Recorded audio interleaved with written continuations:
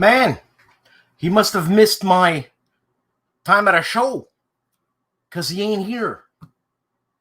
That's what happens. What do you want me to tell you? I'm going to wait till some people are on, chat a little bit. Maybe Bruno's going to show up. I mean, check this out, huh? Hold on, where is it? I want to share the screen, Maron. I can't even share the screen. Ah, here it is. Huh? What do you say about that? I don't get it. I don't get what's going on. Is it me that screwed up here? I got 0 people watching. So it must be me. Nope. It's all good. It's all good. Just waiting for Bruno. I don't know if you guys took a look, or you guys and girls. I use guys in general. If anybody has any issues with that, please contact me. We'll talk about it. So, I'm looking at the credentials at the back of the rule book of Time for Trumpets. And let me tell you something. Bruno's written a lot of books, man. Starts in 1976 on anti-tank systems. He's got like 5 books on anti-tank systems. Anti-aircraft systems, he's got like 3 when I say books. Stuff like that. I got 1 person watching. Bruno's not here. This is a disaster. Madonna mia. Hey, 1 person, come on the chat. I'll put you on the show and we'll talk. Bruno's not here. But as I was saying, anti-aircraft command and control system. He's got 1 paper on that. And artillery and ammunition system. Say about 20. Tank and infantry fighting vehicle system. Say about 15. Yeah, Peter. Peter, where are you calling from? Bruno's not here. Peter.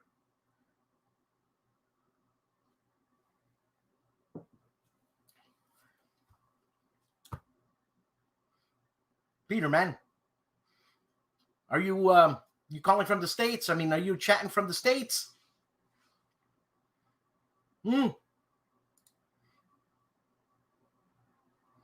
I can't believe it, man. Something must have happened. Middle of nowhere, Canada. You know what? Send me your email and you'll be on the show and we'll chat. Alberta, come on, man. Send me your email. My email is noenemieshere@videotron.ca.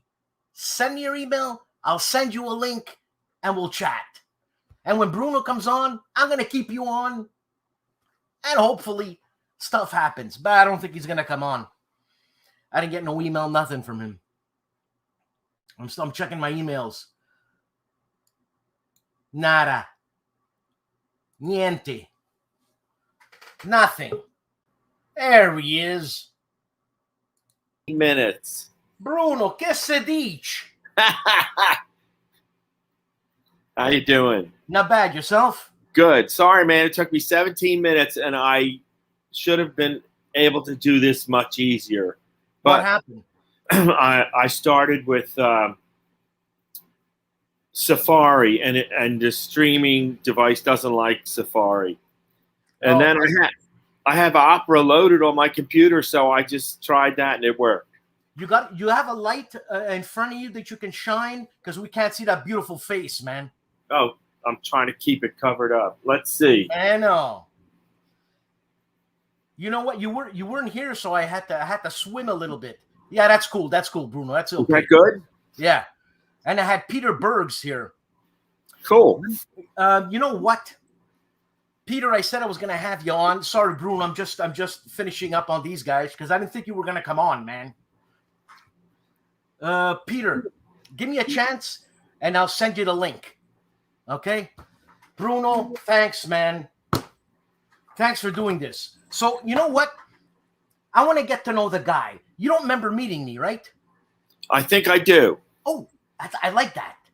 This is how I met you. I recognize your voice, not your face. Oh, no way. Okay. So the last WBC, right? So I walk in and there's a designer, Greg Smith, grabs me and says, Dan, come upstairs. Because I didn't know the whole place. Come upstairs and I'll show you how to play my game. So me, I was looking out for you, man. I wanted to see Bruno Sinigaglio. I mean, the grognard of all grognards. And hold on. And anyways, I'm looking around and I didn't really know what you looked like, this and that. But then I hear really loud, Vaffanculo! And I'm like, it was you, man. And so that's how I met you. Somebody must have rolled something that ticked me off. I think so. I don't know. Maybe it was your rolling. You did a bad roll or whatever. But so I met you there, and you did my intro. And thanks a lot. And I'm gonna.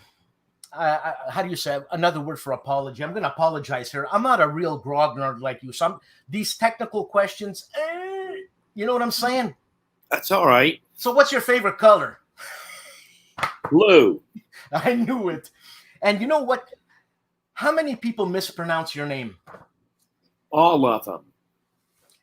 So you're from Abruzzo, right? Close. Excuse me, Dan. Yeah. So two of my grandparents are from Valle San Giovanni, and the other two are from Chieti. So I'm half Abruzzo. Okay, because I know Sinigaglio is an Abruzzese type name, you know?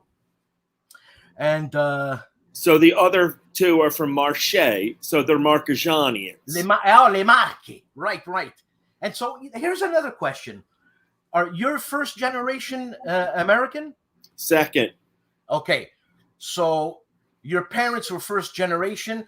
That means your grandparents, did your parents come over or did your grandparents come with them? The grandparents got off the boat. And so if you remember correctly, when you were a kid, if you were stupid, the old Italians would say to you, "What's the matter with you? You just get off the boat." Yeah, it's okay. I still hear it from my friends anyways. And where did you get off? Did you get off in New York or did you get off in Halifax? Philly. Oh, in Philly. Okay. Yeah, a lot of people got off in Philly. They don't know about that. No, I never knew that. I thought it was only New York and Halifax. It was Philly. Yeah, they got off in Philly, all four of them. And okay, so where did they go from Italy to where? So they went from Italy and they settled. Two of them settled in Penns Grove, New Jersey. That would be the Sinigaglios. And the Peachies, Picchi, they were farmers. They settled in a South Jersey town called Buna. Okay, I studied in Jersey. In Asbury Park, so I don't know how far away Buna is. That's too far north. You're up there too close to New York. Right. Okay. And so, okay, because I thought your parents came here from Italy. They said, let's move to North America. Why don't we choose a nice state like Alaska? I thought you guys went to Alaska, and I thought, what the hell is that? Which Italian goes to Alaska? You know? They don't. Well, you just told me, but thanks. So, Bruno, since we're paisans, can I call you Bru? Yes. All right, Bru. That's great, man. And you know, there was a picture of you that I had in my intro. Did you see my intro? I did not see the intro. I'm going to play it again. How's that? Okay. Here we go.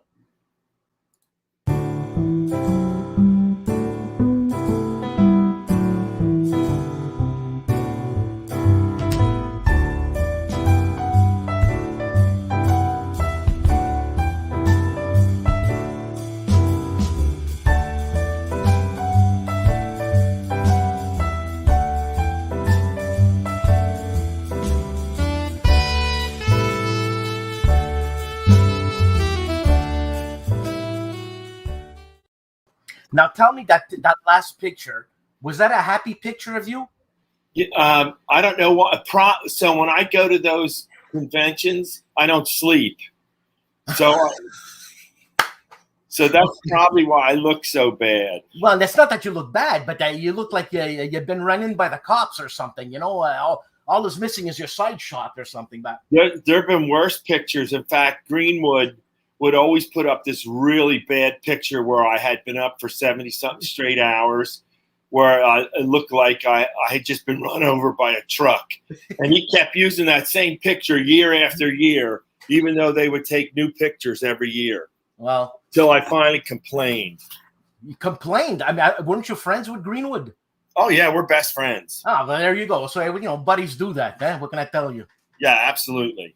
So, Bruno, let's see. Okay, so you're a grognard big time. Is that right?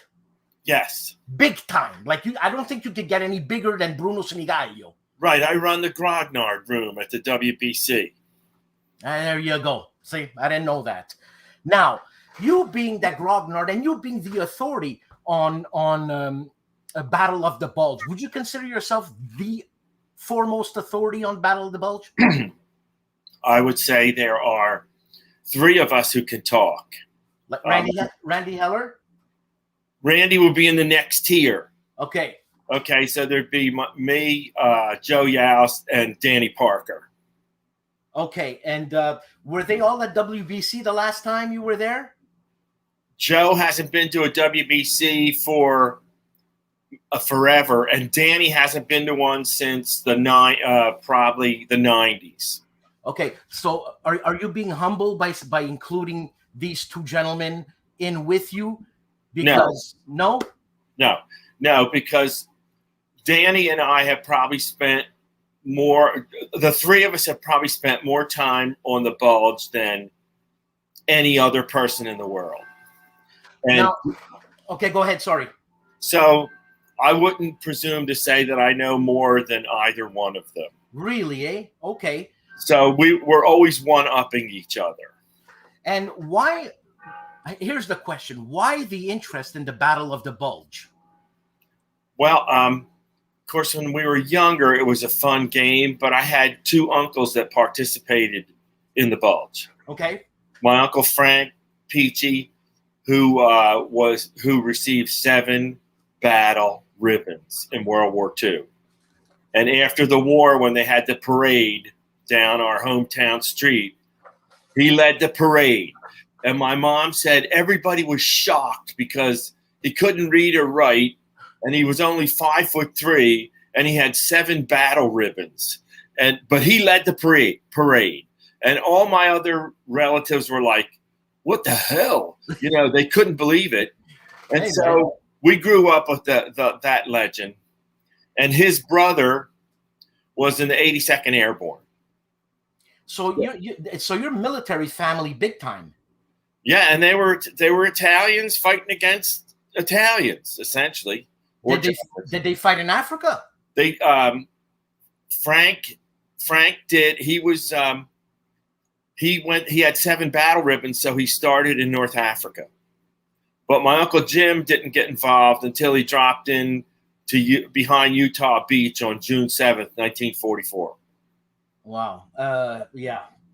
And were your grandparents military people? No, absolutely not. They were farmers.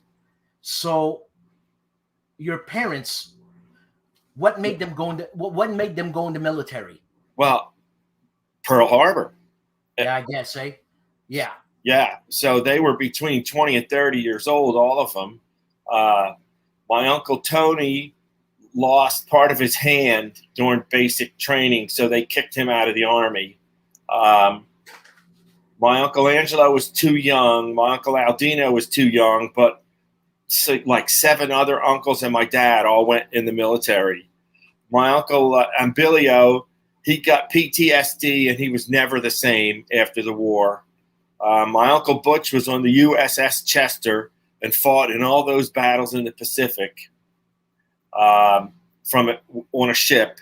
And so we grew up with all that. And so you have children? Yes, 2 boys. Are they in the military? No, but they play games. Okay. No, what your uncle that lost his hand in basic training at that time. So when you're in basic training, you are part of the army right off the bat. Is that right? You're entitled to a pension and everything, right? I don't know if they had all that stuff back then. You know, it was in the 40s. I don't think my dad or uncles got any of that stuff. If they didn't get anything after World War, they got medals. That didn't give them anything. My dad got a job, guaranteed job, because he suffered radiation poisoning from working on the Manhattan Project. So he got a guaranteed job until he died. So, okay, you told me too many things here. Bloody hell, Bruno. Sorry. The Manhattan Project. One of your uncles worked for the Manhattan Project.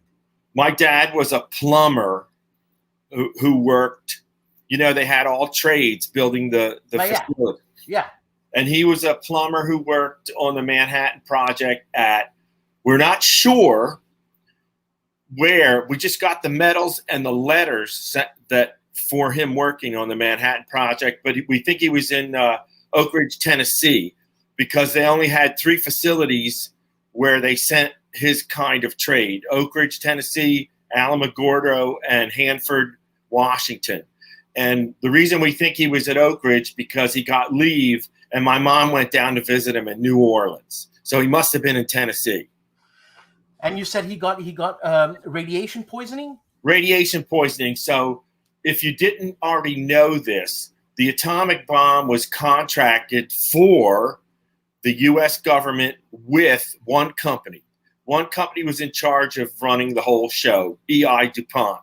And the contract, which you can find online, is for $1 to make the atomic bomb, which is why DuPont gets a pass on everything. So when my dad came back, he had this kind of he had these sacs in his skin, which they told us was from lead poisoning, and then we found out much later, well, it was really radiation. They gave him a job. We worked at DuPont's. My uncles used to complain because he really didn't do any work. He just drove around a little scooter and delivered mail. And then when he reached retirement age, they made him retire.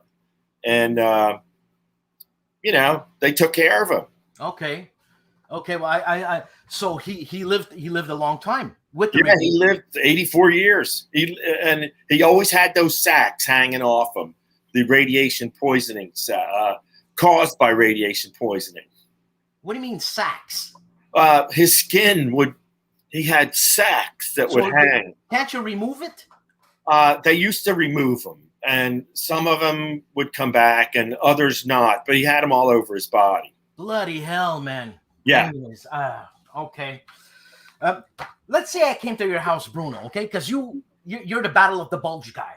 Yeah. I come to your house, I want to use your washroom. What kind of reading material am I going to get there? Okay. So we don't have that many books anymore.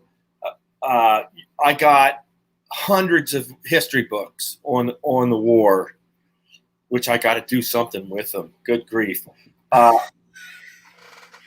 There's always a few books on the table, and they're mostly all about the Battle of the Bulge.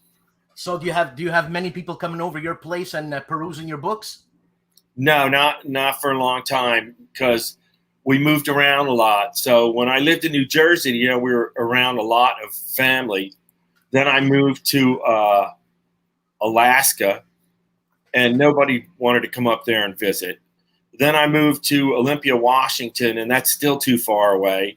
So we don't see many family members unless we go back and visit them. They won't come out here. So Bruno, what's your job? Like what's your title? Mechanical engineer for utilities at the Department of Public Works at Fort Wainwright, Alaska. Okay. How's the weather in Alaska? Well, it's nice during the summer, but it's cold in the winter. Some guy told me there's a rainforest in Alaska. Not true. Yeah, there is. There's the temperate rainforest where Juneau is located. That's in a different part of Alaska. So Alaska is so big that it has way different climate zones. So south to north, right? Right. So we're in the central part of Alaska, which is subarctic. That means it's damn cold. But Juneau and the islands that are off the coast of Canada are in a tropical rainforest. They get about 200 inches of rain a year. I'm Canadian. I never knew that. Sorry, I called it tropical, Dan. It's a temperate rainforest. I don't get it. Well, so the kind of zones can either be tropical, temperate, or frigid. Jesus. So temperate means it doesn't get really cold, doesn't get really hot. Really hot. Okay. Also, it stays like that all the whole year round. It doesn't get cold. It doesn't get hot. There are weird days, but generally that's the way it is. And what's the population in Juneau, I guess? About 20,000. Oh, okay. That's the capital of Alaska, and it's only 20,000 people. And what is it, a dry town? Oh, no, it's 200 inches of rain a year. No, I'm talking about dry. Oh, no, only the Indian towns are dry in Alaska. Really? But the towns that are not controlled by the Indians, everybody's getting plastered all the time. And what tribes are there? There are the Gwich'in, the Athabascans, the Tlinkits. I named 3 of them. There's about 7 different tribes. Okay, Bruno. So you know what? You answered all the questions of Bruno Sinigaglio questions. You know what? Let's go on time for trumpets. And I have someone here asking a pretty good question, but I'm gonna say no because you're Bruno Sinigaglio. So did you get any resistance from publishers seeing another Bulge game? How did you sell it? Well, I didn't sell it. I made it for me to play, me and Randy. And so a couple of friends decided they wanted to join us. So I made the map. I had Joe Youst do it for me. I had the counters made by Steve Bradford. And then we just showed up at Consim Expo to play. What year was this? This will be 2014. Okay. And game companies came up to me and said, what's this game? And I said, well, it's a battalion level game of the Battle of the Bulge. Well, who's making it? Well, I am. Well, are you going to publish it? I said, well, I don't know. Maybe, maybe not. So then I had 5 game companies ask if I wanted them to publish it for me. And I just let Mark Simonich do it because we're old friends. Right. And excuse me. And I know GMT's got some great quality, so it's a no miss situation with getting a game published of good quality with GMT. Sure. And Mark Simonich and I worked on Bitter Woods, so I was confident that he would let me do what I wanted to do, and he has. And how long did that game take it from inception to being published? About 15 years. That long, eh? It makes me think of, Shelby Foote, that... okay. Historian. You make me think of Shelby Foote. They gave him, 2 months to write a book. He took 12 years. Well, I'm slow. No, that's not it. It's like the amount of information. Now the amount of information that's in this game, okay? And you know what? You said, at one point you said in the description here that you wanted a game that's easy to play. Yes. Now, easy to play for who? You and Mark Simonich? No, Mark probably thinks it's too complicated. Well. So here's what we did. We took Bitter Woods, which is easy to play. Yeah. And expanded it to a battalion level game. And Bitter Woods is a? Bitter Woods is regimental level. It's the best Bulge game because it's easy to play and it's fun and it has good ebb and flow and it doesn't take real long. Okay. So we tried to do that with a battalion level game. That's hard to do if you want to put a lot of history into it. So it started out being much easier to play than it is now. But when you add all the history in, it becomes complicated, although the mechanics for playing the game are not difficult. So when I get a person and I get them to play a turn or two, they immediately pick up the mechanics. They don't get all the nuances of the history, which you have to read in the books. But the mechanics is easy. But when you say the nuances of history, read in the books. Let's say since I was really young, like I'm 57 years old, I started watching war movies and getting into war when I was like 8. So if I watched a whole bunch of Bulge movies and read up on people like you, this and this and that, would the history escape me, or would I have a little bit of info? You'd have a little bit of info. A little bit, eh? A little bit. So I'll give you an example.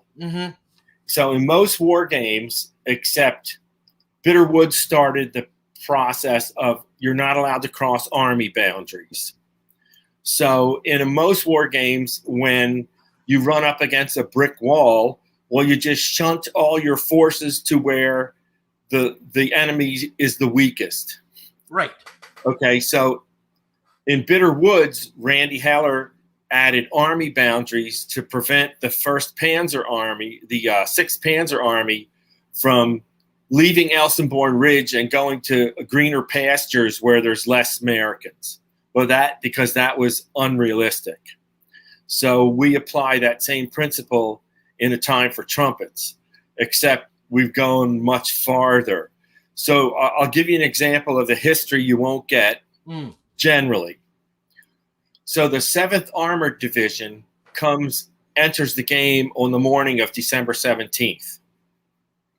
One of the problems that both sides had in the Battle of the Bulge, it was foggy and they had poor intelligence. The Americans did not know what the Germans were doing, which is why the offensive was a surprise. And Hitler forbade the Germans from doing any recon lest they tip off the Americans that there was going to be an offensive. So neither side knew what the other people were doing. So when the Germans attacked around St. Vith, the 1st Army sent the 7th Armored Division south to assist at St. Vith. Well, in most games, because the 6th Panzer Army is so potent, the Americans are going to say, well, I'm just going to use the 7th Armored Division to stop Piper. Well, we use the history to prevent that. So the 7th Armored Division had 2 march routes coming down from the north. We make them take those routes, and unless they accidentally bump into Piper, they have to keep going until they get to St. Vith, because they don't know that Piper's there. They don't find out that Piper is in their rear end until he shows up at Stavelot on December 17th. So we've written all those kinds of situations into the rules.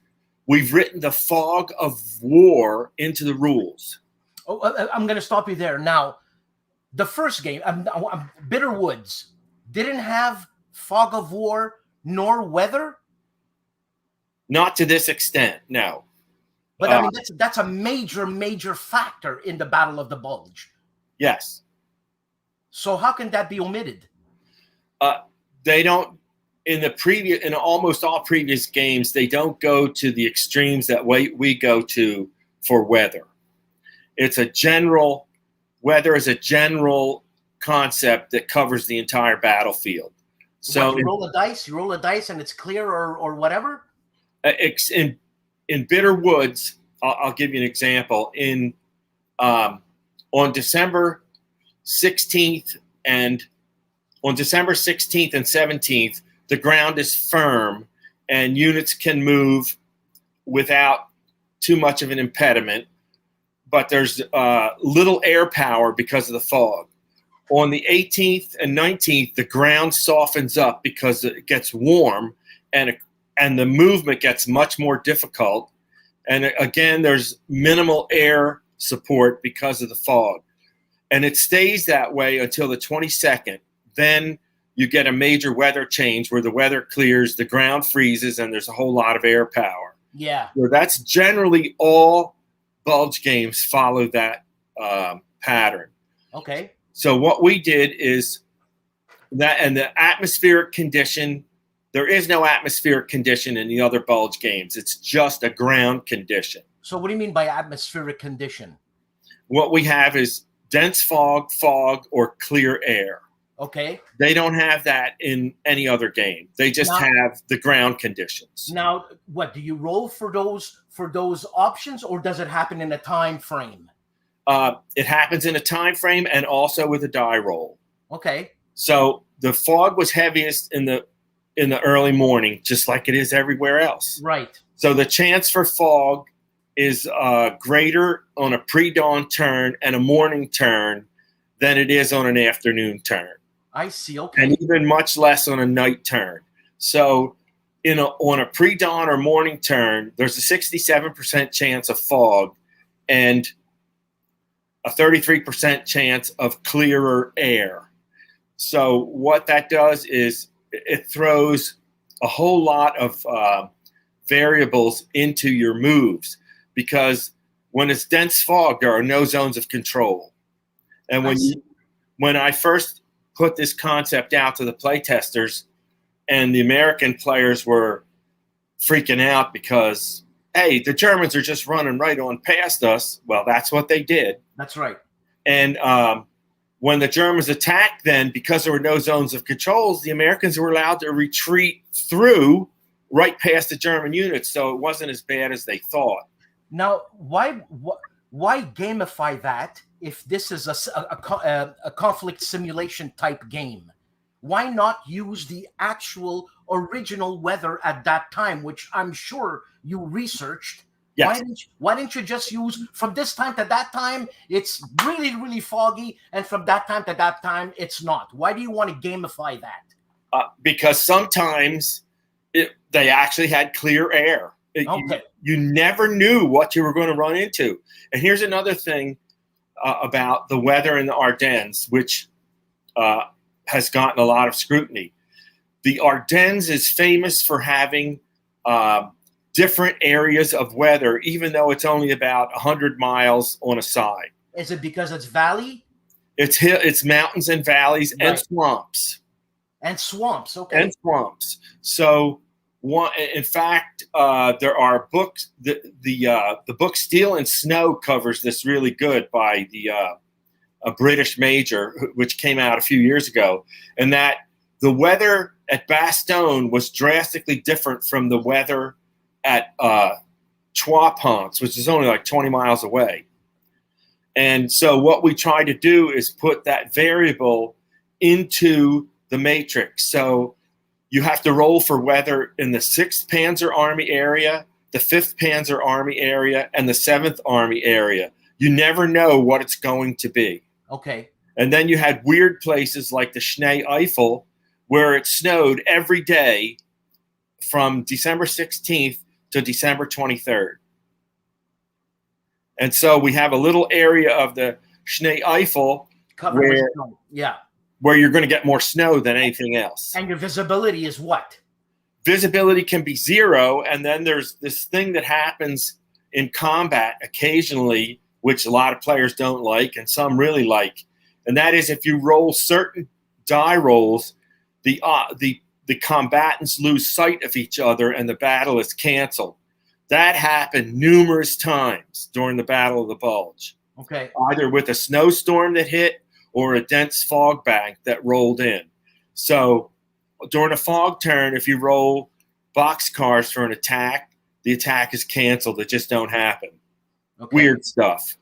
And Bruno, just a question like that. You and your 3 friends, Randy and I forgot Mark. It was Joe Youst. Were you guys being the heads of the Battle of the Bulge, with the information you guys got? Has anybody approached you like a Ken Burns or something and said, let's make a documentary on this? Because you know what I'm saying? No, nobody has, but I'm sure Danny Parker would probably be the best one for that.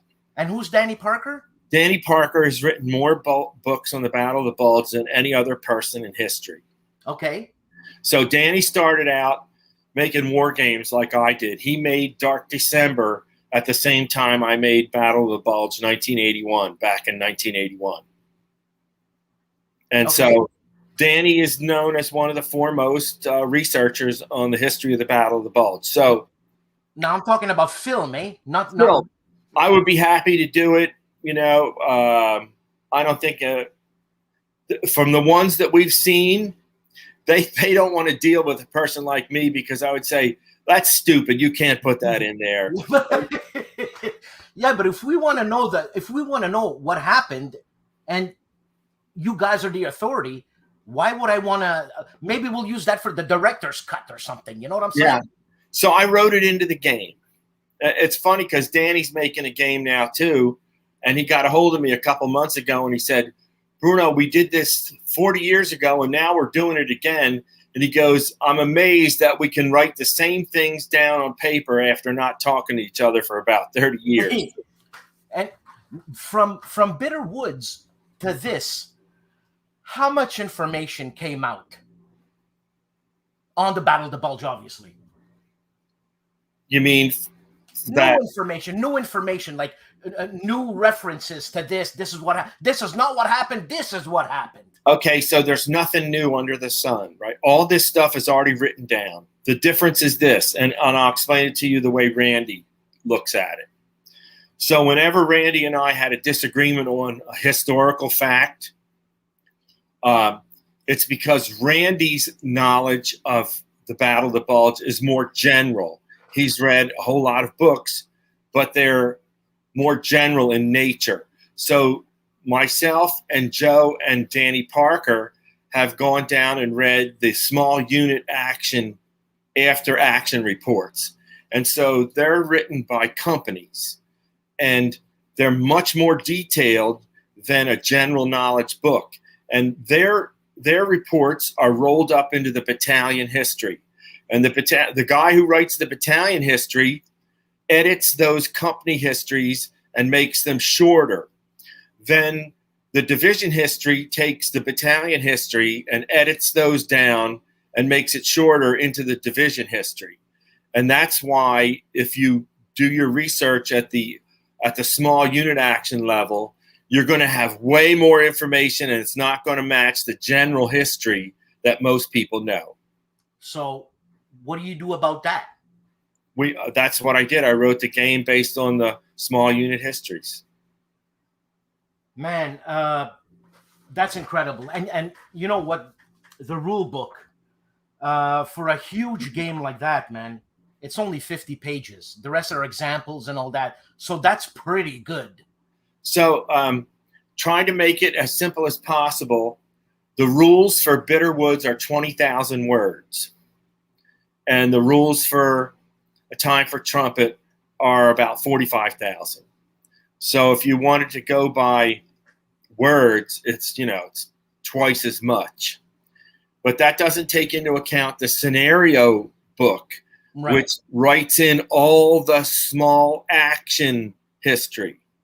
So you don't have to deal with that until you actually come up against it. Then you need to look it up to see how history went, because that's going to tie your hands when you're playing the game. Right. So you know what? Playing this game, I'm going to learn a lot about the Battle of the Bulge. You will. Definitely. And it's funny because I'm not much of a reader, okay? I've got this attention deficit disorder, so it just looks like a page to me, the whole thing. But I was reading just sectional rules. And who wrote the rule book? I did. Fantastic. I actually understood everything you said, or you wrote down very clearly on my first read through, and I read through the NAPOLEONS section, and I can't get it over here now for some reason. But you make it very clear that when it's just a little paragraph or something like this. When this happens, you can't use this unit, or this can happen, and if that happens, then that's it. And I found it very clear. Now, is all of your rule book written in small, clear paragraphs like this, or no?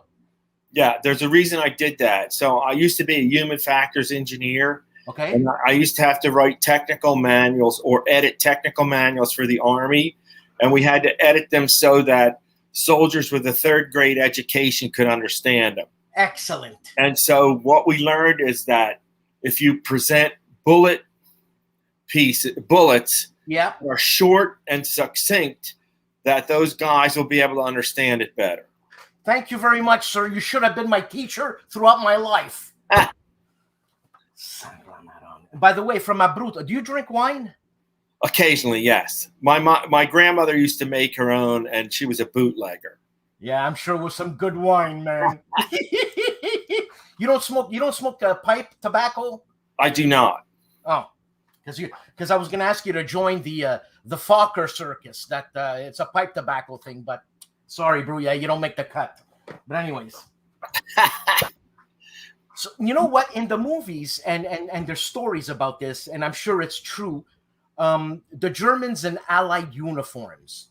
Yes. Do you have that in here? Yes. Wow. I'm freaking out, man. Okay, it's section. It'll be in section 94, I think, of the scenario rules. Of the scenario, okay, I don't have it here. I just have the rules of play. Wow. Okay. So there were 9 commando teams in jeeps, approximately 40 men, who supposedly could speak English. Only one of them, generally per jeep, could. And there were 9 jeeps. 3 of them were. They were all disguised as jeeps from the 5th Armored Division Combat Command (CCR). And there were 3 of the teams were supposed to be lead commandos, just to lead the 1st SS, 12th SS, and 12th Volksgrenadier divisions. 2 of the commando teams were supposed to raise havoc, and 4 of them were supposed to secure bridges and try to stop them from being demolished. So that there was only like 40 guys that caused a whole boatload of trouble. Then there was the 150th Brigade that was supposed to be 3 battalions that were supposed to be disguised as American units. And they couldn't get enough American equipment, so only the lead units would be American, and the rest would be disguised German equipment. And when they first moved out, now one of these units was commando, so they were good units, but Skorzeny believed the best they could do was trick inexperienced soldiers on foggy nights, which is why they didn't do too good. Well, I was gonna ask you, man, how in the Battle of the Bulge movie, I guess the I forget which one, but the definitive one, they stop a jeep, and one of the American soldiers asks I guess the commando guy, and this guy knows the street that he's talking about, the restaurants, the girls. It's like, what? No way. Probably an exaggeration. Yeah, I know, because they didn't plan the Battle of the Bulge for 5 years for this guy to know all this stuff, man. You know what I'm saying? The way they busted the first jeep that got busted was the guy stopped to ask for petrol instead of gas. That reminds me, did you see the movie Inglourious Bastards? Yes. Okay, when they're sitting at the table and you got the crowd there with the gun under the table before that, and he asks for 3 beers, and the Europeans do this, but North Americans do that. And that's how that guy got tipped off, man. It's like, no way. It's like this, man. Yeah, I know. I got a billion questions here. Your credentials, Maronna mia, man. In here, this is all you in the credentials page, Bruno? That's most of it. Now, is this available to the public, or are these all classified documents? Only 5 of them were classified. Okay, because, man, you started in 1976 writing stuff, right? 1968. Remember, I just said that's most of them. Oh, it's 69. I see here. Okay, I got you. And so you worked on, this is all the stuff you worked on. You had hands-on with all this equipment. I was the test director or the project engineer on every one of those. Now, what does that mean? I was the boss. So you're at the Pinamunde site, and you're checking the V1s to see if they fly, and if they don't fly, you shoot them or something? Yeah, except I didn't have to do rockets. Right. I had tanks. So I see here that in 1986, first of all, it's USADEA. Can you please tell me that? United States? U.S. Army developed Development and Employment Agency, U.S. Army Development and Employment Agency. It was attached to the 9th Infantry Division at Fort Lewis, Washington. Okay, so you worked on the Vulcan anti-aircraft gun here. Yes. How impressive is that in real life? Actually, it wasn't so hot. So the problem, it's nice that it could shoot 3,300 rounds per minute, but it used the old 20 millimeter shell that wasn't stable enough to be really good. What does that mean? It wasn't balanced. The shell wasn't balanced good enough. You didn't have the trajectory that you aimed at. Well, what would happen is if you hit a lot, there were a lot of duds because it didn't hit it at the nose didn't hit properly. I got you. Okay. And I looked at something else here. I mean, this is incredible. I have a copy of all those except the classified ones. And the classified ones, are you impressed by the equipment you worked with, or that's just another day on the job? Well, the M1 was classified. The Bradley was classified. The Russian stuff was classified. The Russian stuff was terrible. I tested. Why is that classified? It's Russian. Who cares? Because probably it was stolen equipment. No, we traded Phantom jets to the Israelis to get it. So Jesus. That's how we got those vehicles. They captured them from the Arabs. We traded them stuff to get them so we could test them. And you were the first guy who got this equipment, and they said, Bruno, dissect it. There were two of us. And believe it or not, this is really cool. We learned 30 years later, but John Jacoby, who runs the Circus Maximus tournaments for WBC, okay. We got talking one time, and we found out that he was the project manager at the Pentagon for allocating the funds to run those tests. And we got talking, and we found out, we worked with the same project. We weren't even allowed to know each other. Man. And did he ever shortchange you on the funds, man? No, those tests always got almost unlimited funds. In fact, when we were testing the MAZ 527 tank transporter, we only drove it 10 miles and the crankshaft cracked. So the Army wanted that thing tested so badly that they actually gave us the money to make a crankshaft. Right? You got to be kidding. You mean machine it. To machine it. So they had to reverse engineer take this engine apart. We had to take it apart, reverse engineer it, make a crankshaft. And we made this crankshaft, put it all together. It cost a fortune to do all this thing. And the thing cracked in 5 miles. So I guess the crankshaft wasn't the problem. Must have been the torque of something. Yeah, it was poorly designed. The engine, the crankshaft could not handle the forces placed on it. It had dampers on it. So as soon as we looked at this engine, we said, this engine's got trouble. And there were dampers already on the crankshaft to reduce vibration, but that wasn't good enough to stop it from failing. So when a project like that is thrown in the garbage, how much cash is spent up to there?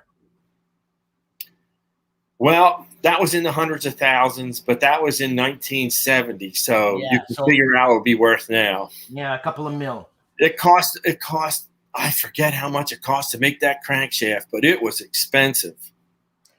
I see something else here. In 1998, you worked on a 150 millimeter titanium howitzer? Yes, I did. The howitzer is made of titanium. Yeah, it's fielded now. Seriously? Yeah. How much does a howitzer like that go for?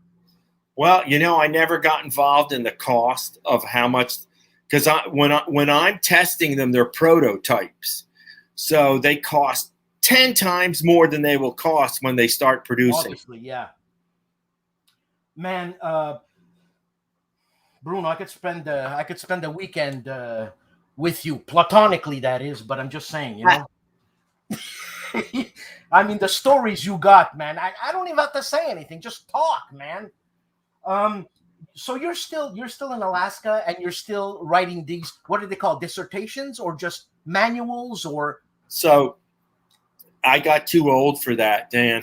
In 1997, I was still testing military equipment, and that's a job for a younger person. It's, you know, during the test season, it's 16 to 20 hours a day, a lot of stress.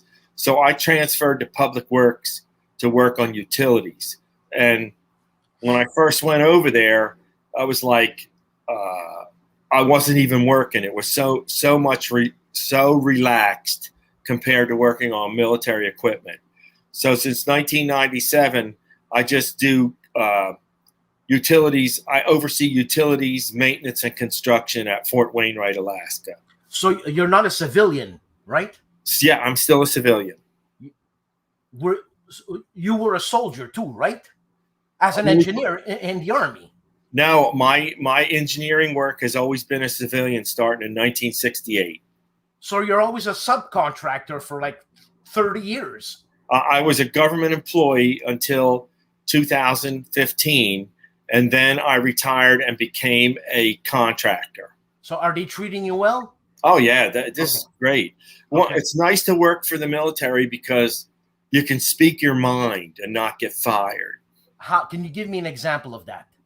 Well, if they schedule a project that you know is going to fail, you can write it up, and it's called normally you're allowed to petition to go see the commander. Of course, you're liable to get chewed out. Right. The open door policy. If you have an issue that you believe will impact the command or the commander, you're allowed to request a meeting with the commander. It's called the open door policy, and you can go in and present the information. And if you're good and you can get it through quickly, and he understands it, they're going to listen to you and overrule your supervisors, which is going to cause a lot of trouble. Of course, shit rolls downhill. You know. Yeah, absolutely. Yeah. Also, in the rule book, you have in memory of. Man, that's a lot of people, man. I know. You know, and this is almost all family, man. A lot of family, yes. That's incredible. Do you have like all the medals that these veterans have? Where are they, man? So my Uncle Frank's medals are with my cousin Peter. He was my Uncle Frank's. He would be my first cousin. He got all his military stuff. He's somewhere in New Jersey. I have my dad's medals, the 3 that he got. We don't know where my Uncle Jim's are. We don't know. I'm sure my cousins, the sons of my Uncle Butch, got his medals. But all I have are my dad's. Any souvenirs from your dad's time in the war?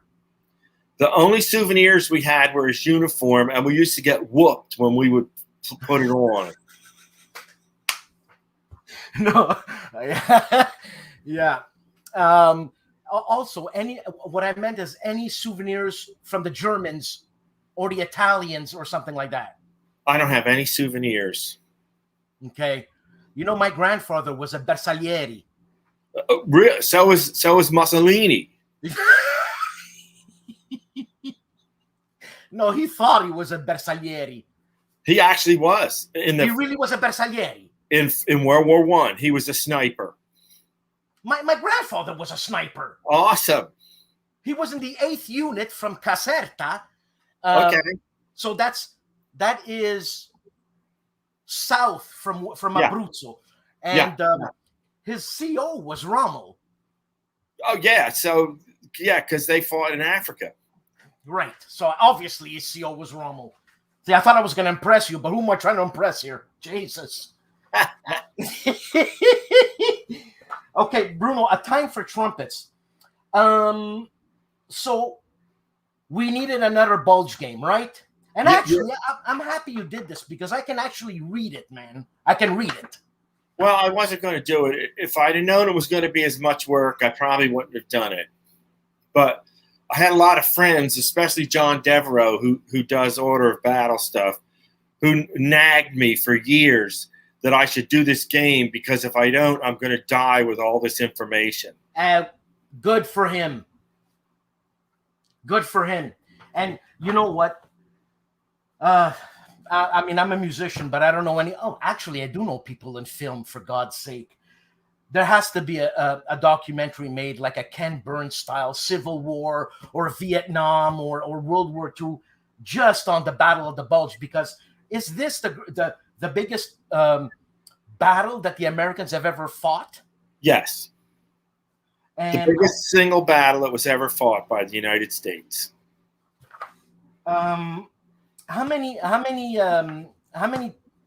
soldiers were in the German side for the Battle of the Bulge?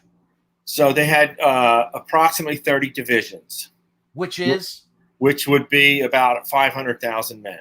But could you imagine 500,000 men secretly shellacking you? And when did they open up, and how did they open up, the Germans? Well, they followed the World War I procedures that they used for getting ready for an offensive. They only moved the troops forward at night, and they camouflaged them in the trees. And they weren't allowed to register their artillery. Otherwise, the Allies might figure out there was going to be an offensive.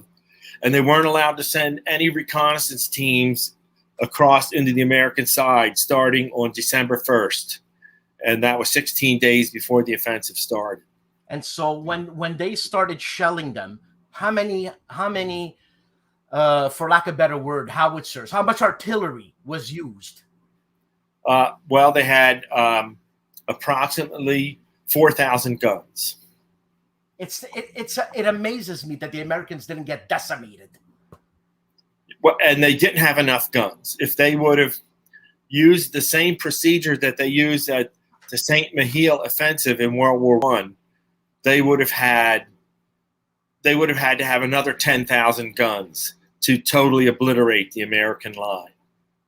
So strategic-wise, when Hitler put this on the go, was he taking a long shot? Yes. He knew it was a long shot, and nobody agreed with him. But he figured they were going to lose anyhow unless they did something drastic. So what Model said was, or maybe it was von Rundstedt, I'm pretty sure it was Model, if we reach the Meuse River, we should get down on our hands and knees and thank God. They never thought they could get to Antwerp. What would have happened if they got to Antwerp? What would have happened? Well, there would have been a massive battle, and the Germans would have been annihilated. That's right. So it was a suicide mission. It was a suicide mission. And it made the war shorter. If they would have just hunkered down behind the Rhine River, we would have had more difficulty digging them out, but they wasted a lot of men and divisions and equipment in the Battle of the Bulge they would have been better served if they just did it on defense. Where did they get all these divisions from? Where did they take them out from? Well, they combed through the ranks of people who weren't fighting, Air Force and Navy personnel, and they turned them into soldiers. So these were inexperienced. They were the Volkssturm, man. Not Volkssturm. They weren't that bad. They were already in the military. They weren't old men. They just weren't trained like infantry was. So what they did is they tried to intersperse them with veterans. And they must have did pretty good because they did get far along in some areas, but they also didn't expect the Americans to put up such a resistance. But what were the Americans going to do? Lay down and cry? That's what they always underestimated the fighting ability of the Americans. And why is that? Because the Americans' method for fighting is to minimize casualties. So what the American method in World War II was, get observation posts, get mountaintops, get places where you can really see good, and then pound the crap out of them with artillery. Well, that sounds logical to me. Yeah, that was the way to do it. Take the high ground. Yeah. And then use artillery. Yeah. I mean, that's the way I would do it. But anyways, getting back to the game, Bruno. I can play the solitaire. Is that right? Yes. How long would it take me to play solitaire if I'm playing on weekends? Okay. And referencing the rule book as I go along. Okay, so the game, if you have 5, let's work on it this way. If you have 5 players playing, you should be able to play an entire game, in the worst case, in 10 days. That's not bad, man. If you have 5 players and they play all day. I know. So work your way back. So say you have 5 and you play 10 hours a day. You can, let's say 10 hours a day, because you're going to eat lunch and you're going to go kibitz and drink. Okay, yeah, right. So it's going to take 10 days to play the entire game. A worst case. Maybe you can do it in 7. But that's if you have 5 people playing every day for 10 days. So if you're going to play by yourself, you're going to have to, it's going to take you 50 days. That's not bad. No, but taking into account, this is a monster game, man. Yeah, now I can do it in 20. I can play a whole game in 20 days. I've done it myself. I've done it so many times. Now, I know I'm going to ask a stupid question here. Expansions to this. Yeah, they keep asking me to do those. Okay, so what can be an expansion to this? Well, we can expand it so that it goes into January. That's easy. We just need to add extra units. And we already have all that information. Okay. And what about, because I'm ignorant of the Battle of the Bulge, what about Bastogne itself? Can't that be an expansion on its own? We already have a Bastogne scenario in there. Okay. Sorry. That's okay. It's called the Battle of Bastogne. It lasts from the 22nd to the 26th. And it's a small battle that's easy to play. Now, could this not have been a smaller scale for the Battle of Bastogne? It is smaller scale in that it only has limited number of units. Only the ones that participated in the Battle of Bastogne are used in that scenario. Right. Historically, right? Yes, historically. What's a good Bulge movie in your opinion? And don't say none of them. Just that's not fair. Okay, probably one of the best one would be Castle Keep. It's just about the Germans fighting to take one castle. That was pretty good. Castle Keep, eh? Yeah, with Burt Lancaster. Oh, I like Burt Lancaster. I like him. But the worst, I can tell you what the worst movie of all is, and that would be the one where Henry Fonda single-handedly wins the battle. Come on, it's Henry Fonda, man. No way. What's really stupid is that the guy from Hawaii Five-0 gets shot out of his tank in the first day, and he sneaks through the woods, right? And he winds up joining Telly Savalas at Sells, like 80 miles further west, and manages to help win that battle. So he gets there somehow. Stupid. So when you watch a movie like that, you're always commenting. You'd be an annoying type of guy to watch the Battle of the Bulge movie with, because you'd be telling, this is not real, this is stupid, this is that. Absolutely. Yeah. What's really cool is to have a bunch of us nerds together in the same place. So Randy and I and Mark Simonich and Phil Evans and John Devereaux and Mark Merritt, there 10 of us went to the Battle of the Bulge in the Ardennes in October of 2019. And we all brought books, and we were all just having a blast. So how was that, man, actually going there? That was the best vacation I ever had, because I was there with so many friends. Man, did you walk through the Ardennes? We went through. We did 10 days in the Ardennes, going all over the place. So, okay, I'm thinking Ardennes, I'm thinking forest. 10 days. Every day, is there like a different hotel, or is there hotels, or every day a different hotel? So it must. So that the Ardennes must be a tourist trap. It is, but they really like Americans. Well, no shit. Yeah. Anyways, Bruno, you gotta go. You look like you gotta go. No, I don't. My wife was just giving me a hard time about something. About the Battle of the Bulge. What was it, dear? Vacation ever because I wasn't. Oh, she said it was the best vacation ever because there was no women. Oh, no. Well, I mean, no women. That's what Bruno said. But anyways. So did you go? The relics that are there, are there tanks, panthers? Are any panthers there, like for showcasing? Any? Yes. All over the place. Randy was ticked off because the thing at the end of the barrel, the suppressor. Oh, okay. That I forget the something suppressor. Anyhow, people are stealing them. So Randy told as souvenirs, Randy told the Bastogne Museum, if you weld them on instead of screwing them on, they wouldn't be able to steal them. Well, yeah. And the Belgian said, yeah, but they weren't welded on historically. Right. Okay, fine, let them steal them then. So I saw that on one of your manuals. I'm going to call them manuals that you wrote. You worked on an Abrams, right? Yes, I did. I was the senior test director for the Abrams. Is that a nice tank? The M1? Yeah, it's one of the best tanks in the world. That you know of. Yeah, well, going by the specifications and what it can take, what kind of hit it can take, and what kind of punishment it deals out, it's going to be in the top 2 or 3. Yeah, for sure.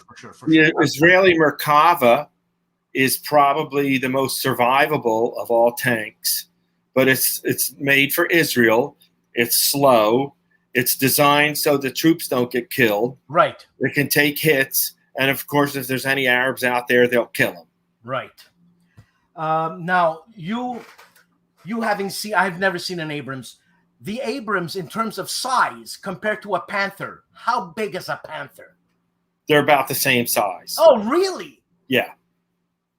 So I guess the Panther looks bigger because of the high profile. Because of the high profile, yeah. Wow. So man, that Abrams is a big tank. 60 tons, yeah. So it's more like a Tiger. I think a Panther would be slightly smaller. A Tiger would be 60 tons.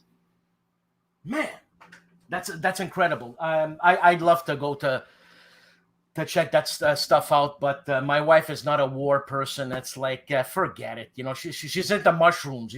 Are you into mushrooms? I'll eat them. I don't pick them, but I'll go. I'll eat them if they're cooked. Any mushrooms in Alaska? Yes, there are. Really? Yeah, lots of different kinds. When are you going back?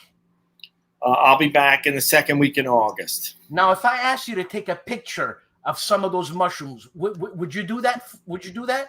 Sure. Oh my God, my girlfriend's gonna freak out. Anyways, I swear. Okay.